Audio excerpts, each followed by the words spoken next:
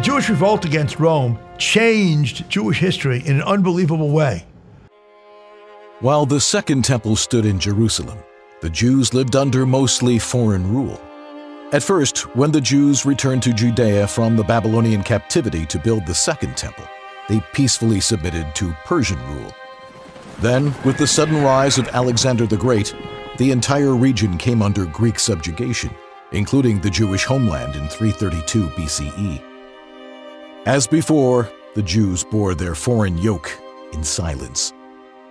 But the calm was shattered when Antiochus IV Epiphanes, a Syrian-Greek tyrant, declared war on the Jewish religion.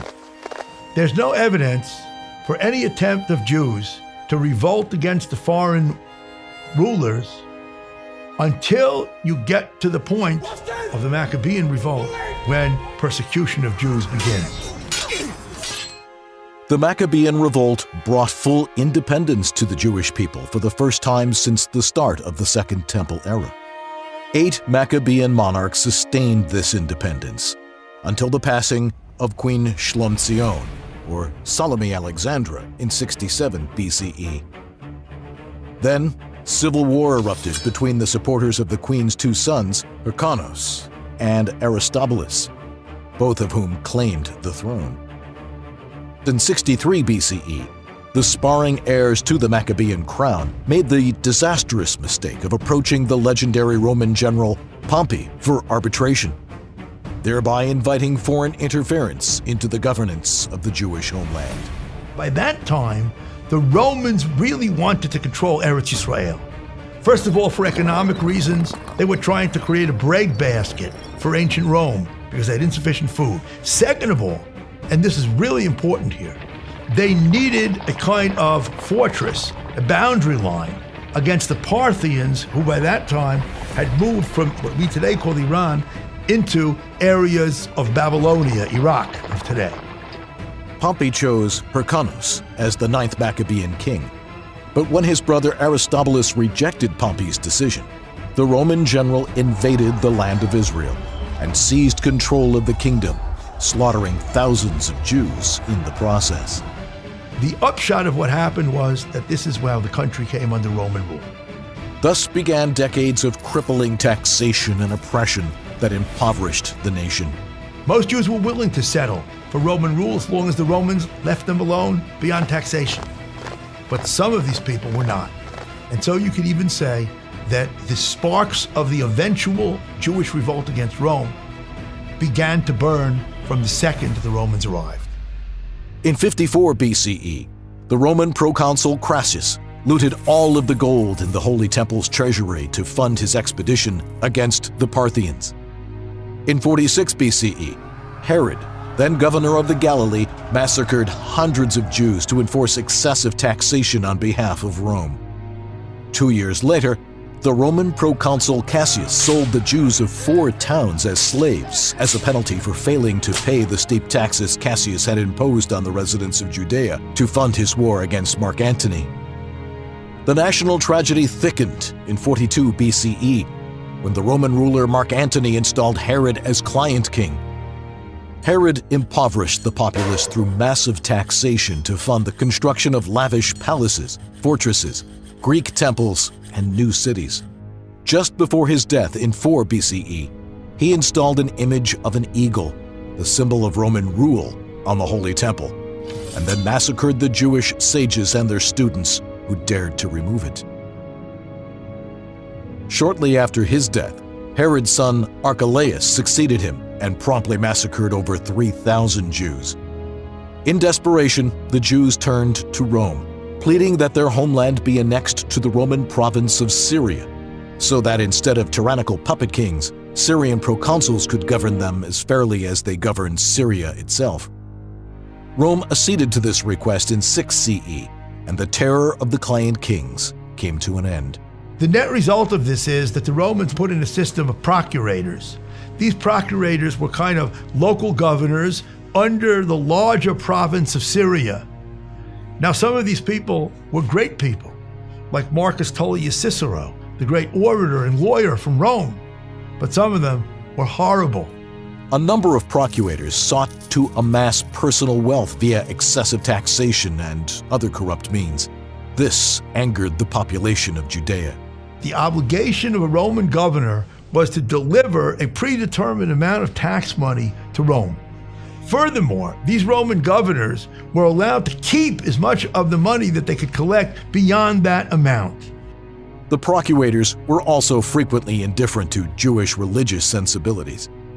In 30 CE, Procurator Pontius Pilate ordered his soldiers to carry their standards with images of the Roman emperor through Jerusalem. Now, the problem of the Roman standards was that they were worshipped by the Romans, so they were idolatrous images. This was a dire offense to Jewish sensibilities, especially in their sacred capital. Between 37 and 41 CE, the Emperor Caligula demanded that a statue of himself be erected in the Holy Temple. The Jews were prepared to go to any lengths to stop this offense. And knowing this, Publius Petronius, the Syrian proconsul, did his best to persuade Caligula to rescind his decree. But Caligula was adamant. Gaius Caligula sent him a letter that said that if he didn't do it, he should commit suicide because of the fact that he would be executed for it. Luckily for Petronius, who decided to refuse these terrible orders, he got a message that Caligula was dead before the day in which he was going to have to stand up to him, the deadline date. So the situation passed. But the Jews were ready to lay down their lives for this, to stop these idols from being brought into the city. The weight of oppression and impoverishment led to the formation of Jewish brigands who targeted Roman villages and wealthy Jews. These winds of lawlessness intensified around the year 48 CE and endured for the next 2 decades.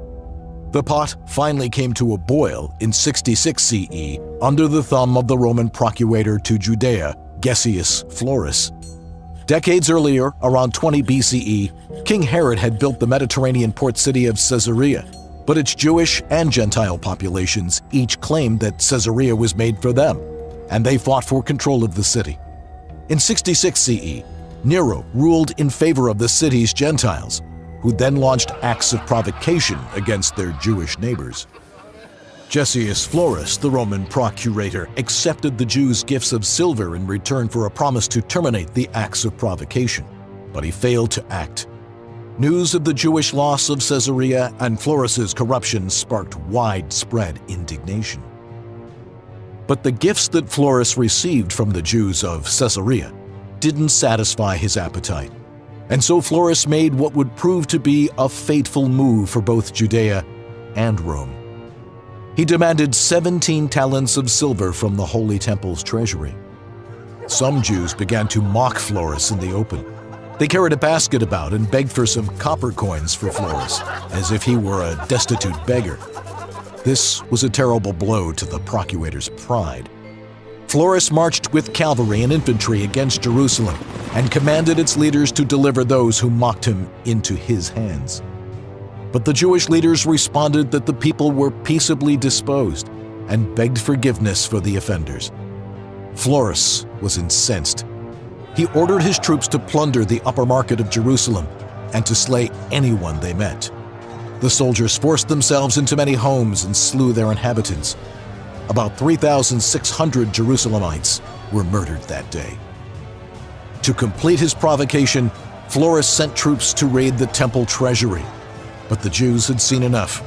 The people blocked the narrow roads leading to the temple, making it impossible for the soldiers to pass. Some stood on the roofs of their homes and threw makeshift weapons at the Romans who were held up on the roads. The Romans had no choice but to retreat. Across the land of Israel, the air was thick with mutiny. But what was the Jewish aspiration of the time? Did the Jews hope to repel a tyrannical Roman governor? Or did they feel the time was ripe to cast off the shackles of Rome once and for all? As subsequent events loudly proclaimed, the Jews of that era could not come to a consensus on this dilemma. A lot of people just assume that the revolt was unanimous. In fact, for a long time before and even during the revolt, Jews were debating whether it was right or wrong to revolt against Rome. There was a constant controversy among Jews dividing families, friends, towns, and it was never resolved, really.